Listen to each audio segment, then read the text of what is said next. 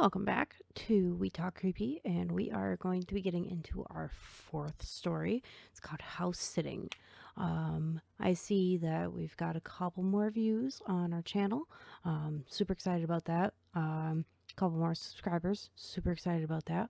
So let's just get into it today.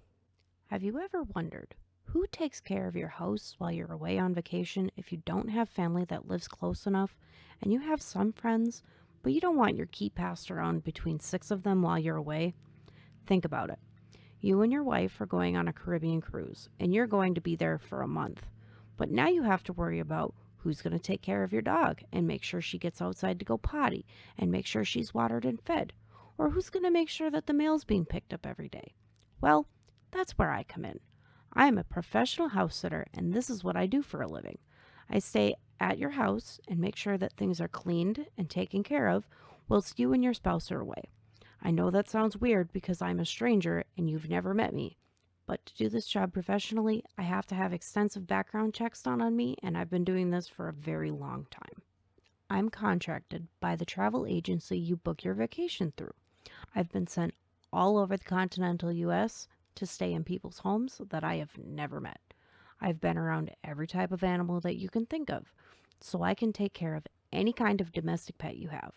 If I haven't, just leave me instructions, and within a few days, your animal and I will be best friends. I try to be out of the house during the day, and I'm typically only at the house during the night unless otherwise specified per your instructions. I buy all my own food, and I typically sleep on the couch. I do my dishes, and I typically take care of all of your undone chores while you're gone, so you can come home from your vacation well rested and stress free of having to do the undone laundry or vacuuming. I have to admit, I wasn't completely sold on picking up this job because house sitting is one of those jobs that seems boring, but in reality is a lot of fun. You get to visit new places often, and it's almost like a paid vacation for you as well. Overall, 10 out of 10 job, would recommend. However, I want to share the one and only time I've had a terrible experience house sitting for someone. It was by far the scariest week of my life. Day 1. I arrived in Boston, Massachusetts. It was around noon when my flight came in. I found my rental car and made my way to the address supplied. I found the hidden key right where my instructions said they would be and let myself in. I heard the whimpering of dogs, so I went to the cage and introduced myself to them. Roscoe and Butch, two big Malamute huskies. I let them out, and they jumped on me with excitement. I let them outside into the fenced backyard and acquainted myself with the layout of the house. When I saw myself into the kitchen, I saw a letter on the counter. It read as followed: Hello, welcome to my humble abode. I know in the agreement it stated that you would sleep on the couch, but it's quite old and not comfortable at all. Therefore, I've put fresh bed sheets in the master bedroom for you. Feel free to sleep there. All the food in the fridge is there for you to eat. I will buy more when I get home. Roscoe and Butch are to be fed in the morning and at night. You can leave them outside if you want. They are accustomed to the cold, but don't leave them out overnight or they will howl all night long. If you want to take them out and about for a walk, they are both leash trained and will walk right next to you and protect you from anyone that gives off a bad vibe. The diners on this block I would recommend for quick, cheap, and delicious dinners if you don't want to cook. They're all within walking distance. The Wi-Fi password is Fighting Leprechaun 478. Google Casting is enabled on all TVs. I hope you enjoy your week and my home. I grabbed my suitcase from the living room and made my way up to the master bedroom. I set my suitcase down on the bed. I unpacked my toiletries and put them in the master bath. It had a rainfall shower and a jacuzzi tub installed. I was going to enjoy my week here. I went back downstairs and let the dogs in. They invaded the living room and laid down quietly on their beds on either side of the couch. Back upstairs, I unpacked my laptop and got cozy on the bed. I connected to the Wi-Fi and started to cast Nurse Jackie to the TV from my phone while I browsed Facebook on my computer. I checked my notifications and messages and sent my mom a message saying that I had made it safely, and while I was looking at the house, I noticed how much this lady and I looked alike. We could almost be twins. The rest of my day went by uneventfully. I finished my season of Nurse Jackie and then went out for dinner at one of the diners. Day 2. I woke up to dogs licking the hand that I had left over the bed. I opened my eyes and stretched. I sat up, put my hair in a pony, and let the dogs out. I made myself something for breakfast, did the dishes, and had some coffee while waking up a bit more. I decided today I would go out and explore a little bit of Boston. I went back upstairs, showered, did my hair and makeup, got dressed, and let the dogs in. I fed them and was out the door telling them that I would be back later. I googled popular attractions in Boston. I found the Freedom Trail. The description read, "The Freedom Trail is a 2.5-mile long path through downtown Boston, Massachusetts. Marked largely with brick, it winds between Boston Common to the Bunker Hill Monument in Charleston." The Freedom Trail was the perfect attraction for me. I liked historical stuff. Boston itself was historical, being one of the oldest cities in America and playing a huge part in the American Revolution. I was there just in time to catch the start of the tour at 10:30. I was there all day until 4. 10 out of 10 would do again. I returned home and let Roscoe and Butch outside. I made myself dinner tonight, seeing as I'd already spent too much money at the gift shop at the end of the tour of the trail. I scraped my leftovers into the dog's bowl and let them inside. After dinner, I relaxed in the living room with the dogs and watched the season finale of Nurse Jackie while in my pajamas. Before bed, I had decided that I really wanted a big bowl of ice cream. At some point during the night, one of them was whining, so I figured at least one needed to go potty. After I was awake enough to move, I was looking out the window and noticed that someone was just standing there, staring in the window. When they noticed that I noticed them, they darted off into an alley across the street. How incredibly creepy, I thought to myself. What was he doing just standing there? And why was he looking in the window? After the boys came inside, they both lay down at the foot of the stairs, even though I called them repeatedly. Neither one budged. Day 3. I let the dogs out, put food in their dishes, and left for breakfast. I found one of the local diners and got myself an omelet. I chatted with the waitress about the attractions around town, and she directed me to the Museum of Fine Arts. She told me it was the 5th largest museum in the United States. She said that she'd been there multiple times and never got bored. I went back to the house, let the dogs out again, and got ready. I left them outside, as it was nice and the forecast said warm and sunny all day. I found my way to the museum and spent much of the day there. The waitress was right. You could come here more than once and never get bored of the artwork. There weren't many people there, but I did see the same guy a few times.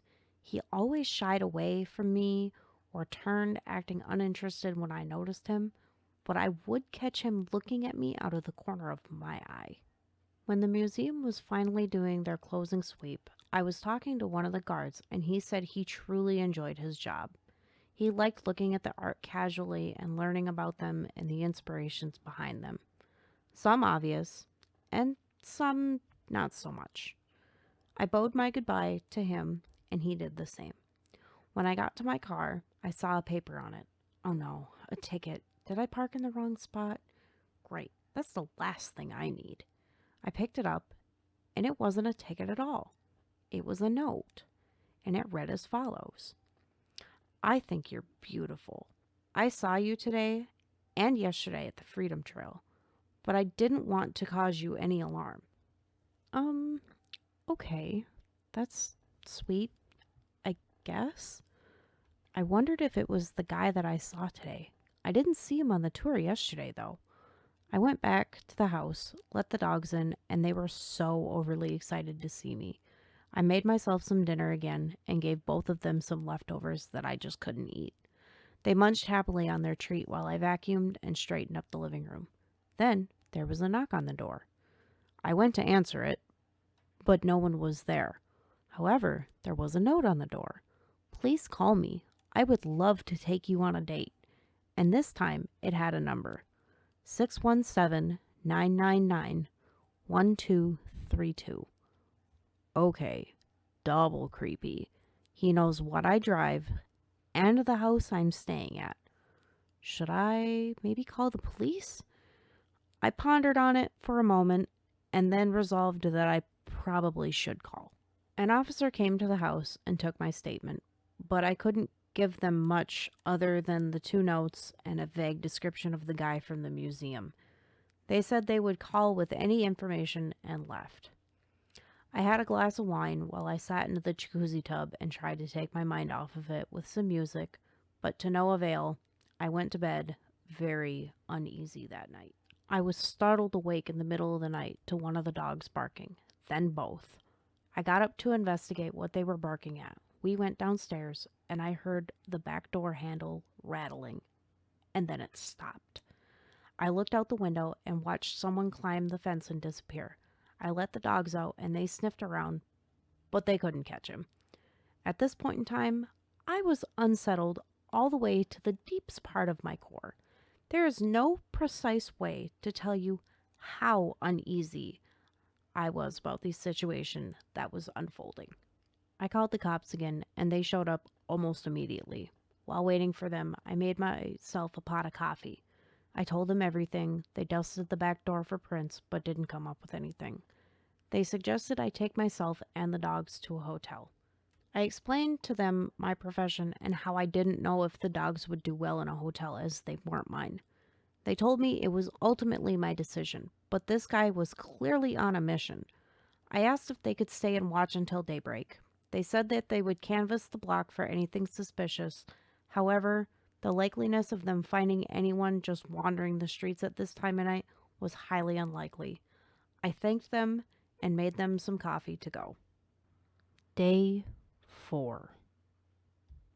I caught next to no sleep after the attempted break-in. I decided not to go anywhere that day unless I had to. I fed the dogs, and lo and behold, they were out of food. So, I was going to have to go to the store and pick some dog food up. I didn't want to leave the house. I was unnerved and running on next to no sleep. I put myself together in a rush. I got in the car and noticed someone following me immediately. Every turn I made, so did they. I went out of my way to try and make a different turn. Maybe they weren't following me. Maybe I was being paranoid, but I had a good reason to be. I went into the pet store and bought the dog food. I drove straight back to find another note on the door. This one read, "I tried to visit you last night, but the door was locked. How can we get to know each other, Susan? Call me, 1-617-999-1323. First off, my name's not Susan. It's Michelle. Secondly, why is it a second number? This guy, I'm assuming, is trying to stalk the woman who lives here, not me. Still, nonetheless, creepy. I opened the door to see the dogs at the top of the stairs growling at the bedroom door. I grabbed the first thing I saw, a lamp, and slowly made my way up the stairs, avoiding the creaky one. I hushed the dogs quietly and busted the door open holding the lamp, to find no one there. The window was open, and all my clothes were strewn about the room. Another note. Think you're going somewhere without me? This guy has mistaken my clothes for hers. She doesn't think she's going somewhere without you, buddy. She already has. Now, I'm being stalked because she and I look alike, and this realization was a slap to the face. I called the cops again, and they dusted for prints but found nothing. They advised that I contact my employer to get Susan home right away. I tried calling my office, but there was no answer. I called my boss. No answer. I told him I would take care of myself and the dogs to a hotel tonight, and that's exactly what I did. Me, Roscoe, and Butch went to a hotel on the opposite side of town. I caught a small nap. Roscoe slept on my feet while Butch wouldn't leave my side. I woke up refreshed, but still worried. I Googled what was close by and found that the Boston Common was only about a mile away. I got dressed, and all 3 of us went for a walk. The boys and I found a nice little patch of grass to play in and waste the rest of the day in. I threw sticks for them until they looked like they were about ready to collapse. When the sun started going down, we headed back to the hotel. I got the dog bowls from out of the back of my car, and they helped carry them upstairs to the room. I fed and watered them. I ordered room service for myself, and I decided on a big bottle of red wine. Our night was uneventful, thankfully. Nothing went bumped in the night, no one knocked, and it was peaceful. Day 5. The dogs and I woke up early that morning. I let them outside, packed them and my luggage up into the car, and cleaned up the room. We went back to the house. No notes. The door was locked. I felt relieved. Unfortunately, it was all too soon. I opened the door and the house was completely ransacked. I got Butch and Roscoe outside and called the cops once again. I sat on the doorstep and just sobbed. While sitting outside, a young man walked by and asked if I was doing all right. I said yes, I was just having a rough week. He offered to call the cops, but I told him that I had already done so, and he walked off. The cops arrived and went through the house thoroughly, but again found nothing. I had no new information to give them about who I thought might be doing this. They left, and I cleaned the house, trying to put everything back where I thought it might go. I called my office and my boss. I left messages saying that they needed to get back to me as soon as possible. I waited for the rest of the day and got nothing. I called my mom and told her what was happening, and she was in belief. To be honest, so was I. Stuff like this didn't happen to me. It happened to other people. My mom and I talked for a long time about what I could do and what I should do.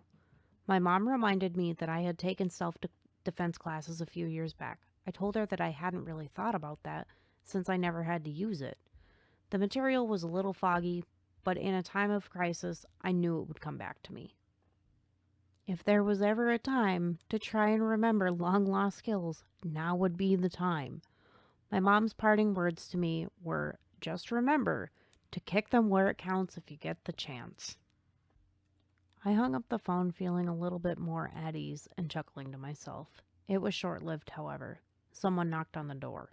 Hard. It scared me as I was upstairs in the tub trying to relax. I went downstairs wielding an umbrella in nothing but a bathrobe. I opened the door to find the cops. I put the umbrella behind my back and turned a crimson color. We laughed about it after a few awkward seconds. The officers told me that they would be posting someone outside all night to watch the house and try and catch this guy. I thanked them and went back upstairs. I rinsed off and went back downstairs to make dinner shortly thereafter. I made extra for the officer posted outside. I brought him dinner and a cup of coffee and thanked him again for watching the house. He took the plate, thanked me, and told me that he was just doing his job. But he was more than happy to do it. He understood what a rough week I was having, being falsely stalked and having the house broken into. That had kind of struck me as odd, as I hadn't seen this officer before, and I had only told the passerby I was having a rough week. I left to go inside, and then it struck me. The cop was the passerby, and I never said why I was having a rough week. I called the Boston police and asked if they had someone posted outside of the house yet, and they said no, but they would be there within the hour. I lost my voice. I tried desperately to say something. I dropped the phone and ran to the door. I locked and deadbolted it. I ran back to the phone, finding my voice. "He's here," is all I could say. The line went dead. I called the dogs. Neither came. I called them again. Neither came. The house was silent. "Susan, I know you're in there," I heard from the other side of the door. I grabbed a knife. "Go away, whoever you are. I have a knife and the dogs." Oh, those pesky mutts won't be much of a problem. My mind raced. Where were the dogs? They weren't in the backyard. They weren't in the house. Where were the dogs? The door flew open, and there he was. He was tall and skinny. His hair covered his eyes, and a bandana covered his mouth and nose. He wore an officer's uniform and strode towards me. I loved your cooking. Was that just for me? I stepped back. Get out. The cops are on their way. I held the knife up higher, threatening to use it if I had to. You wouldn't use that on an officer, would you? He asked slyly. You're not a cop, and yes, I would use it. I stepped back again, only for my back to hit the kitchen counter. I had nowhere to go from here, outside or in the basement, which I hadn't been in. I knew he could jump the fence, but could I? I was going to have to fight my way out of this if I wanted to live. I stood my ground, and he continued to step forward. I adjusted the knife in my hand, and at that second, he lunged forward, trying to grab me. I stepped to the side just in time and hit the counter with a loud thud. Oh, she likes to play rough, I see. Well, I can play rough too. He wiped some spit from his mouth. He turned and lunged again. I wasn't so lucky this time. He grabbed the wrist that held the knife. He squeezed so tight that I thought he might break my wrist. Let it go, and I won't hurt you. Fuck you, I said, and I spit in his face. He sucker punched me right in the stomach. I almost lost the knife, but I looked down for a moment. I had a moment of clarity and remembered what my mom had said almost jokingly. I brought my leg up between his and got him right where it counted. He let go of me, and I made a break for the door, knife still in hand. When I got there, the cops had just shown up and walked in the open door, guns drawn and ready to fire. I ran outside and said, "Kitchen," with what breath I had left from being hit. I dropped the knife and shook. The officer brought me outside to his car. The officers brought him to a separate car, and as he passed, he said, "This isn't over, baby. I'll be back for you when I get out tomorrow, Susan." My name's not Susan, asshole. It's Michelle, I said matter-of-factually. His face flushed as they put him in the back of the car. I laughed smugly to myself. Tell me he's going away for a long time, please. The officer looked at me. Well, we still have to prove that he broke into the house last night, but we'll definitely get him on assault and home invasion for the night. The judge won't take this lightly. I was safe. Susan was safe. She didn't have to live in fear anymore. Maybe that's why she took the vacation, to get away from that psycho. My luck, she and I look so much alike. Just my luck. The officers did a better, more thorough sweep of the house and found mics and cameras everywhere. In the lighting, the vents, the plants, everywhere. When they opened up the basement to search down there, they heard whining. Both dogs were down there, their mouths bound shut and paws tied together with duct tape. They were brought to an emergency vet clinic to be checked for any trauma upon my request, while I was ushered into an ambulance to get checked out at the hospital. Day 6. I didn't sleep much again, but left mostly unscathed from my altercation. I was kept all night at the hospital with fluids and constant monitoring. I have some internal bruising from the punch to my abdomen, but other than that, I'm 100%. I was given something a bit heavier than Tylenol to deal with the pain if needed. One of the officers drove me back to the house and gave me the address for the vet clinic where Roscoe and Butch were. I drove over and picked them up, paying their bill. In order to subdue the dogs, both ended up being kicked hard multiple times. Butch had a cut right behind his ear. Roscoe was missing a tooth, but they were overall in good health. The vet told me that they didn't go down without a fight and got their fair share of licks in as well. Roscoe had cloth in his teeth when he arrived, and Butch had some blood on his paws that did not come from wounds on him. I was given some written instructions on how to care for the wounds, and they sent us off. We spent the rest of the day relaxing as much as we could, watching TV, locked away in the master bedroom. I didn't leave the house at all, and the boys didn't leave my side unless they had to go out. Even then, they went outside, did their business, and came straight back in. They didn't want to leave my side as much as I didn't want them to leave my side. We napped on and off all day, binge watching Nurse Jackie and Archer. Day 7. Today's my last day in Boston. I tidied up the best I could, trying not to strain myself. I did the dishes and washed the bed sheets. She would be home late tonight. I made the bed when the wash was done, and I washed my clothing before packing up. Before leaving, I left Susan a note, and it read as followed. Dear Susan, I thoroughly enjoyed my week here at the house. It was an interesting one. I got to do the Freedom Trail, I visited the Boston Museum of Art, and I took the boys to the Boston Common. We also stayed one night in a hotel.